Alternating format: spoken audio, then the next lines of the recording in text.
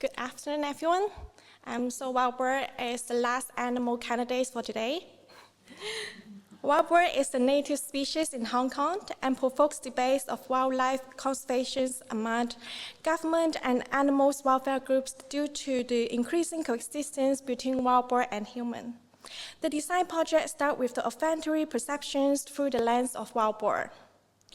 Smellscape is crucial for wild boar conservation. So in this presentation, there will be two chapters. The first one is the research, which includes the diploma questions, background information, lens through wild boar, and site analysis. The second part would be the design methodology, design principle, and master plans, and end up with the detailed design. To start with, what is ecological aesthetics in 21st century? I really like this quote. Urban biodiversity is not a matter of pleasing aesthetics, but instead of reason and science, with responsibility and commitment, as well as empathy and sacrifice. Philosopher Timothy calls non-human beings strange strangers, which aims to reset our notion of them and open the doors to a different and less human-centered and more sober observation.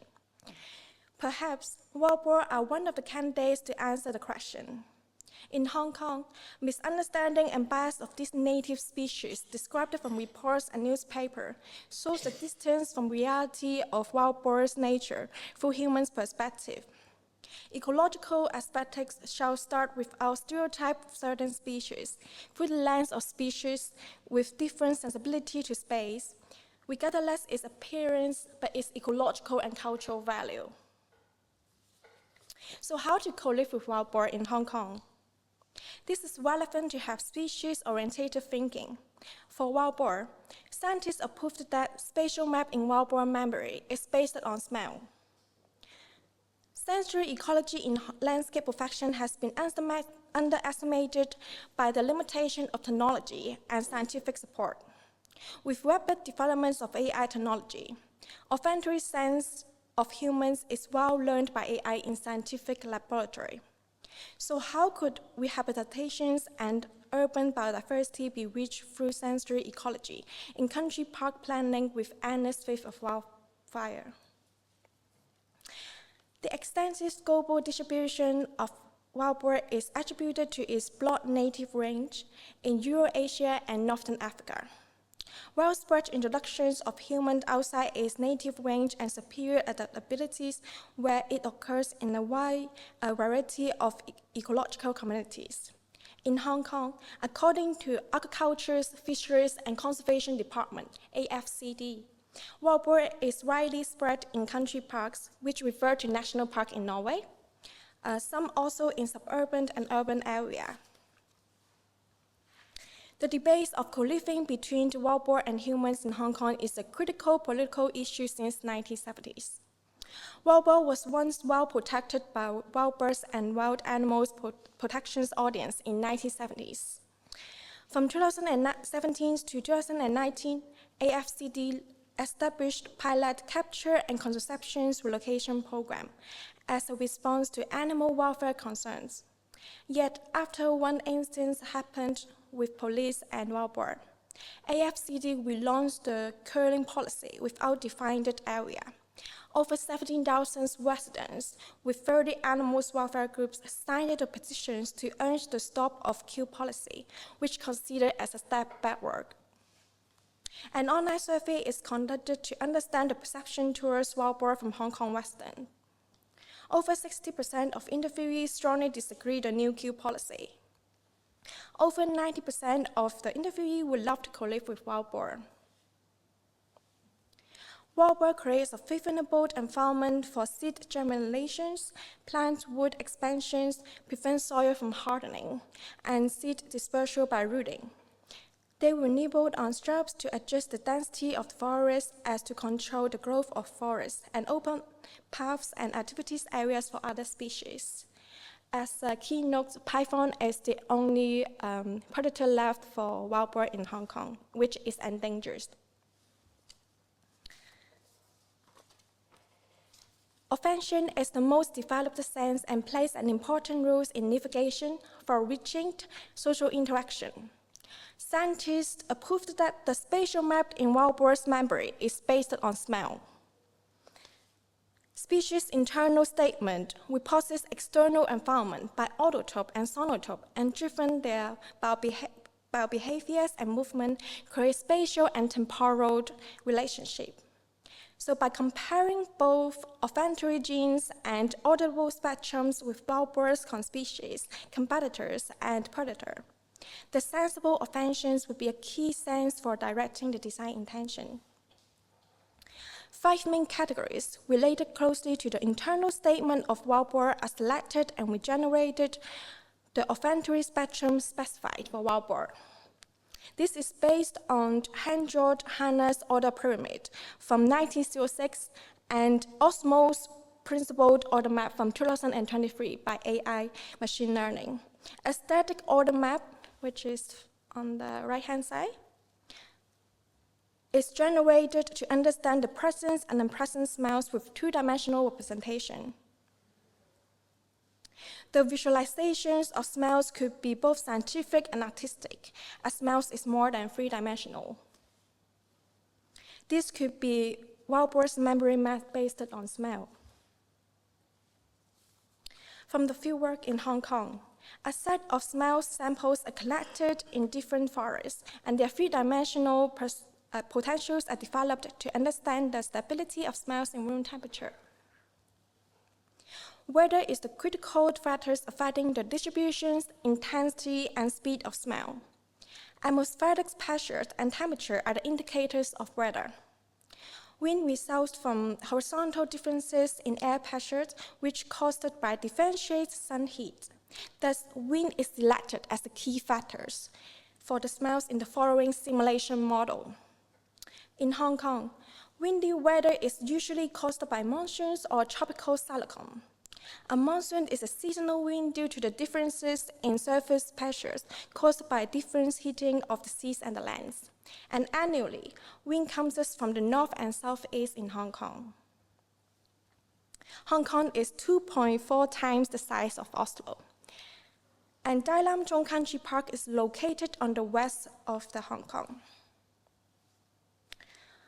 It is well known as Thousands Island Lakes, and it is also only the area with sweet gum plantation in Hong Kong. Thus, it is a local tourist attraction, cross-country cycling hotspot, and also is the second largest country park with 5,400 hectares. It is thus also a huge habitat for wild boar and other native species. Villages and farms are surrounding the woodland edge. It was a granite extraction site, and thus majority of the area were bare rock. Later, afforestation was implemented by British government since 1950s, together with the construction of the second largest dam in Hong Kong. The transformations of bare rock to a cultivated green area with pilot tree species, where a series of nature ponds and wetlands were disappeared due to the construction. After 70 years, ecologists urge that this type of woodlands is going to be mature, which lowered the biodiversity, and this is relevant to increase the forest dynamics. Wildfire is an endless threat to Hong Kong's woodland, and majority are caused by human accidents. And from this site, more than 35% of woodland were destroyed by wildfire in the past 20 years. So you could see the black patches are the areas of wildfire. And the design area is selected within the wild boar's home range and also close to the main gates of country park and the farms, and includes 2 main tourist hotspots, as I mentioned, the Sweet Gum areas and the Weed Point tours, the Thousand Island Lakes. Our habitat map is we interpreted according to the wild boar's preference of smell. The largest patches of favorable smells from woodland is very close to the village, as you can see in the middle of this map here in the north. While the west side of the site is seriously damaged by the wildfire. So how could the reforestation model be more resilient to wildfire, at the same time suitable for wildlife? Feng Shui woodland could be the answer. It is known as Chinese geometric woodland. It's a site of special scientific interest and Hong Kong's original low-latitude broadleaf woodland, which also serves as a buffer areas for preserving the rural landscape and habitat. It has a diverse range of plant species, particularly lowland trees, that have become increasingly secured due to habitat destruction. It protects village from landslides and typhoons while providing a cooling effect. The aspect location of these woodlands is critical because it's following the water and rainfall, which is to provide the above ecological services. By local ecologists, this is the potential woodland models for sustainable woodland management adaptive to climate change in the future in southern China. Using dominant wind directions of the site, southern east wind 5 meters per second as the speed of the wind, as the main parameters in the airflow analysis. With various distribution of trees and topography in 50 by 50 frames, simulation models aims to test the pattern of woodland and the form of topography, its influence in amplifying or reducing the smell density. The higher the density, the stronger abilities for holding the smell. The form of woodland would redirect the smell. The depression of landform would slow down the smell. Thus, the reforestation with dense woodland in the valley is a very effective natural perfume and highly attractive to wildlife, especially wild boar. Miyawaki woodland is introduced as a mini reforestation model to regrow the native woodland, even sites with poor soil conditions.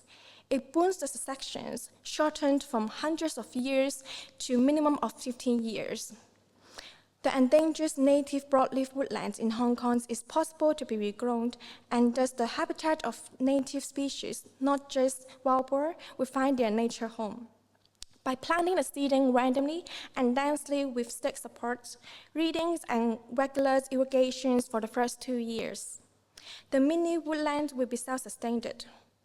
It is a huge smell diffuser, food source, and breeding site to attract wild boar. And also, it is used for snow protections, soil erosion controlled, sheltered from typhoons, and slow down the wildfire. There are 4 main spatial principles. Smell nooks is the most important green areas, while the smell breaks, visual nooks, and fire breaks are the secondary one to create new coexistence between wild boar and human. So the first one, smell nooks, has 4 typology of reforestation. So the first one is the replacement of existing grassland by new mini native feng shui woodland with Miyawaki reforestation model. And just to highlight, endangered species with the masting period for wild boar would also be planted, which means to provide more acorns and roots for wild boar. And the second type is the mini riparian arches with beaver dam technique. And the third one is masting plantations in existing rural plantation areas, where also applying the thinning, removal of the existing damaged wood, and prescriptive fires to increase the wildfire resilience of existing planting area.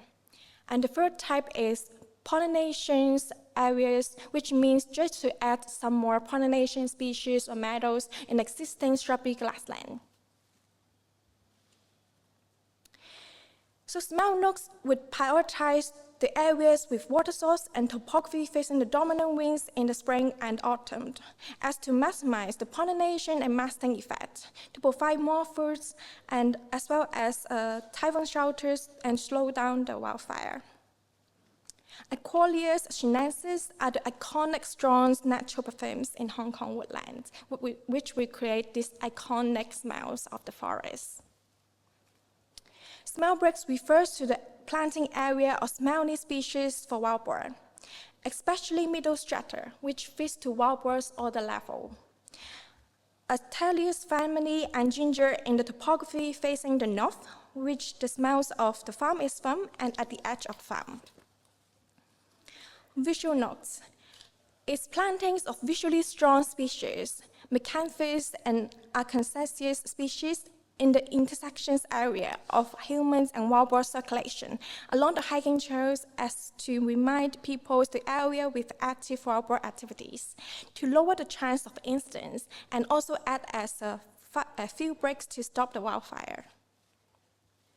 Fire breaks are the existing roads, hiking trails, and new clearings of trees along the ridges, providing escape roads for wildlife in the wildfire. Because wild boar, they really love to walk along the ridges, so this would be a perfect escape route for them during the wildfire. So using the above principles and following the dominant winds from the south and east, a sensory corridor is shown by airflow analysis. A 30-year master plan is then created. It is divided with 2 years intervals. Once the pilot mini woodlands are self-sustaining, more planting of new patches of mini woodlands will then be proceeded. Smell nooks are the key new green areas, as you can see from these two diagrams. And together with smell breaks, visual nooks, and fire breaks, we create a new forest dynamics. This section is cutting along the sensory corridors from the south and east, ranging from the smell bricks at the edge of the country park, which is very close to the farm, to the inside areas of the country park, mini woodlands facing the southeast, and visual nooks and fire breaks in between these mini woodlands are setting up this new forest dynamics to be resilient with wildfire, as the dominant wind is also the main force for spreading of the wildfire. So a new smellscape is then generated by overlapping the airflow analysis and new patches of woodland through touch designer. So you can see the green areas are the areas with lowest wind speed. That means the smell will be retained in those areas more. And it aims to attract wild boar moving back to the nature home in the south of the site, away from the urban edge. There are 2 situation plans. The first is new mini dams in the native broadleaf woodlands. 30 to 60 cm heights of mini dams are constructed by reusing tree branches and mud on the site, slowing down the water flow as to increase the water table in the soil and thus stop the wildfire, while attract the wild boar in the summertime. Adapting to the existing contours in the valley with plantings of repellent edges, it will recreate the disappeared riverbank, woodland, and ponds. And it creates a great resting place for wild boar in the summer. And it is also a co-creation with wild boar, as these structures is free for distractions from the wild boar.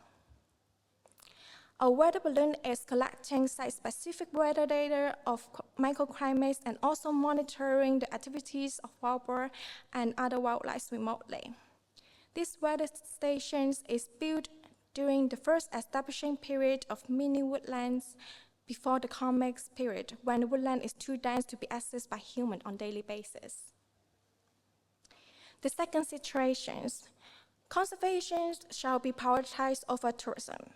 In the highly active tourist viewpoint tours, the Thousand Island next, new circular treetop path is proposed to be built along with the reforestation of mini woodland in the existing soil erosion area due to the intense tourist activities.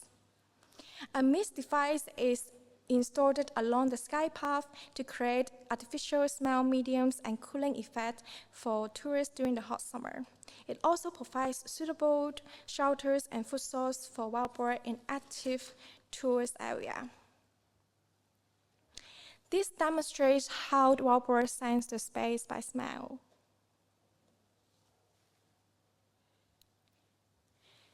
Species-oriented thinking is the starting point for sensory ecology.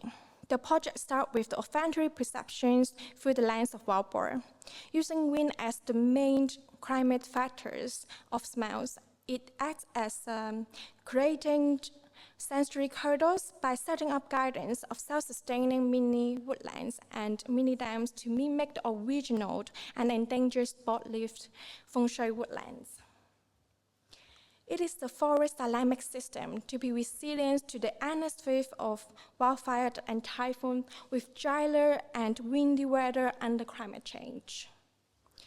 A new coexistence, woodland patterns, and new cultural landscape for smellscapes will be the pilot project in Hong Kong, and it's not just for wild boar, but also endangered species like predators, python, to achieve the balance of ecosystem and the urbanizations in Hong Kong.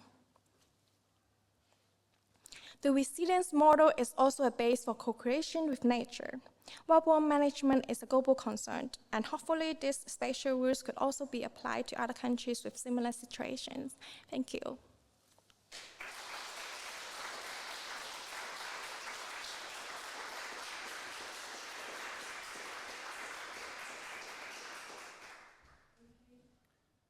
Thank you so much. I want to really congratulate you on an exceptional work. It's really fantastic to see it.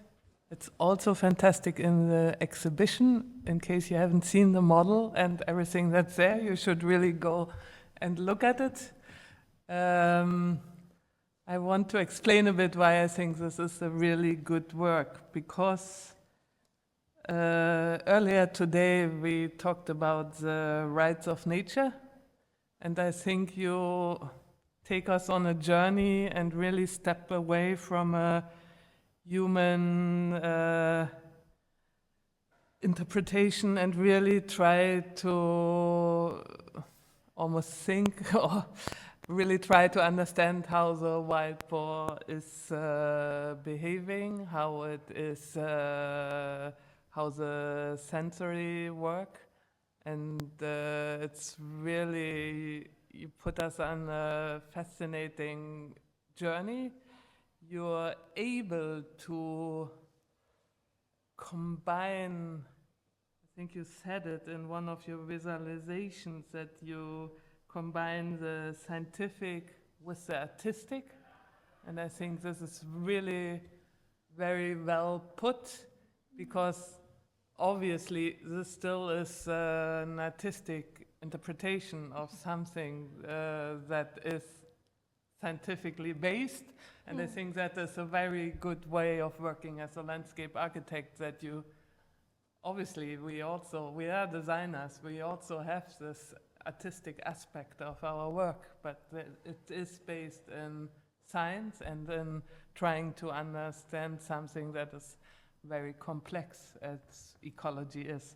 So I think you, throughout your presentation, you show a wide range of visualization of scientific studies on, it's really well done. I think you have beautiful maps, really good diagrams, so it's really helping to make us understand the complexity. You also combine this wild boar life with this whole issue of reforestation, restoration of a natural landscape, which I also really think is outstanding.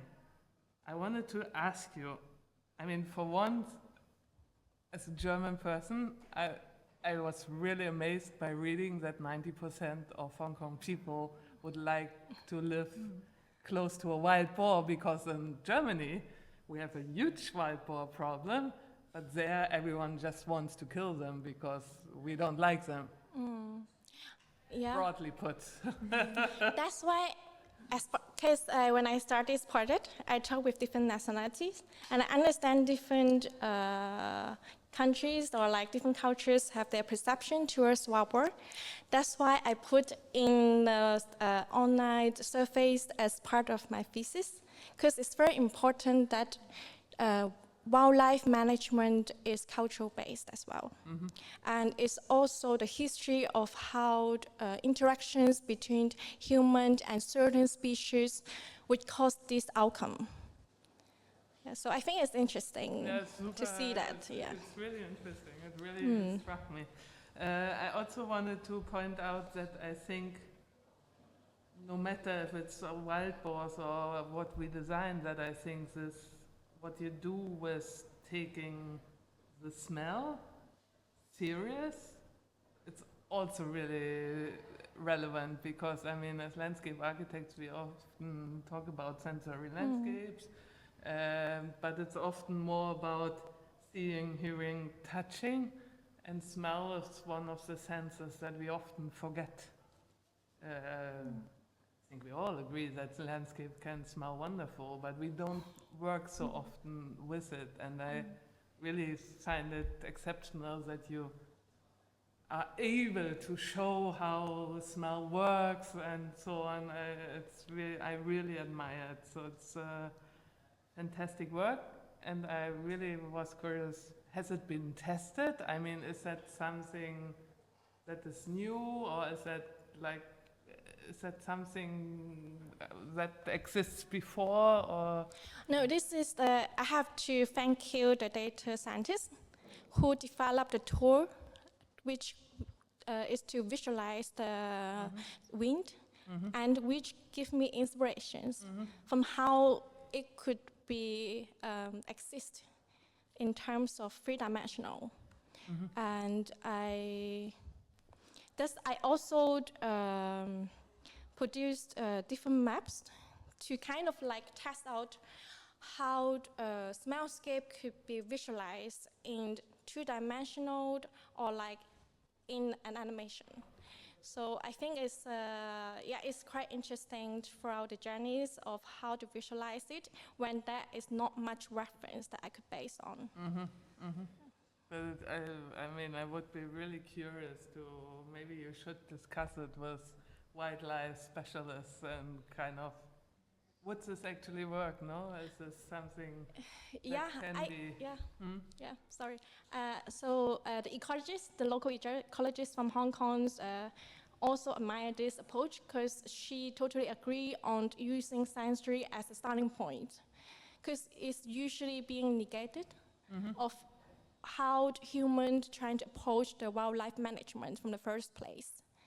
So yeah. Yeah, super interesting. I think you should take your work and show it to the Hong Kong authorities. Thank you so much for beautiful work. Thank you. Thank you very much. It was an excellent presentation, and what we saw in the exhibition, that was just amazing. So I also, I mean, this co-living of human and wild boar, I think it's a kind of really highly interesting, and what we actually now see, I think you also deal with the kind of how you challenge our perception of nature. You actually are very in concrete way showing that there are other ways to perceive nature, and you put us kind of the human-centered perception aside and open the door into an other way of perceiving nature through the lenses of wild boar. But also I think you open doors to this kind of non-human perception of nature in a more general, in a broader sense. So I think it's really valuable. And I also appreciate your design research method that you are brilliantly using. And I think how you investigate your problem in a way, and how you methodologically study it, I think it's really convincing. And well, we all already saw the graphics. I think that really gives us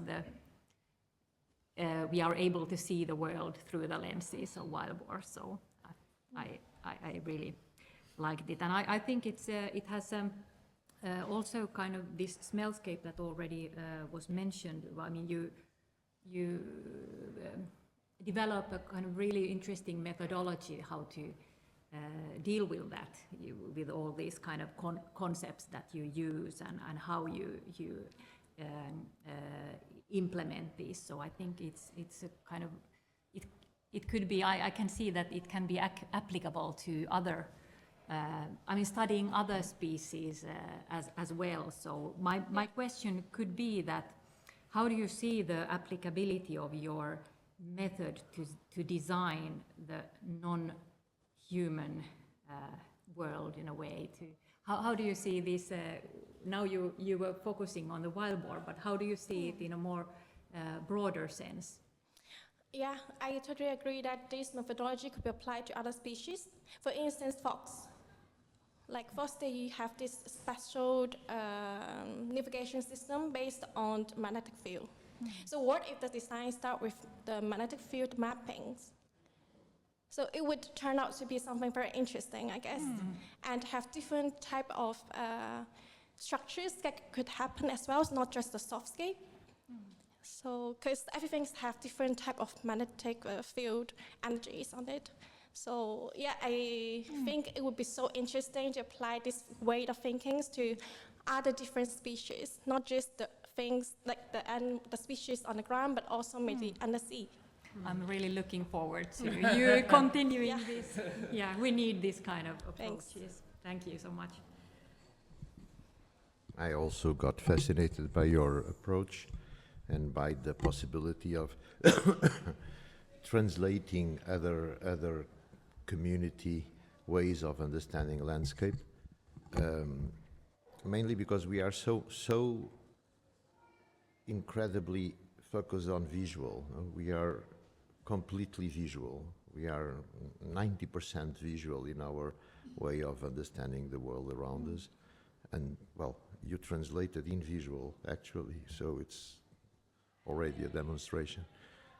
So trying to enter another key of understanding landscape, of understanding the world is always very, very interesting and very innovative in a way. I also find very interesting that we are all talking about nature, but what you are doing is like the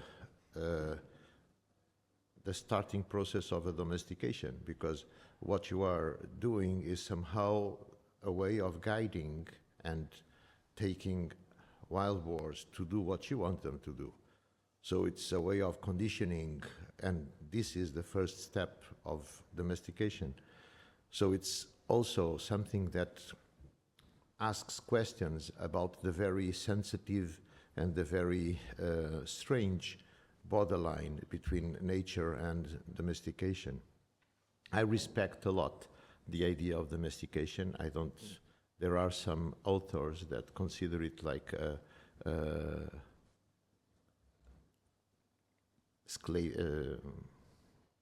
how do you call it? Esclave? Slavery, like a slavery process of other species.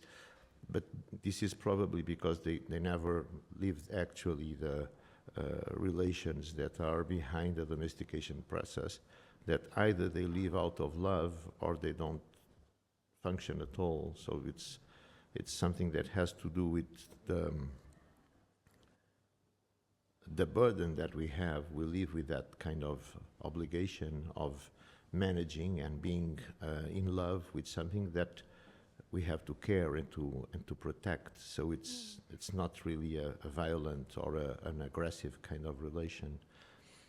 And I think that you started precisely saying that we could educate wild boars instead of kill them. So it's precisely a domestication principle. And I think that the exploration of this borderline could be a very, very interesting theme to explore in the future. Thank you for your work. Thank you so much. Thank you so much.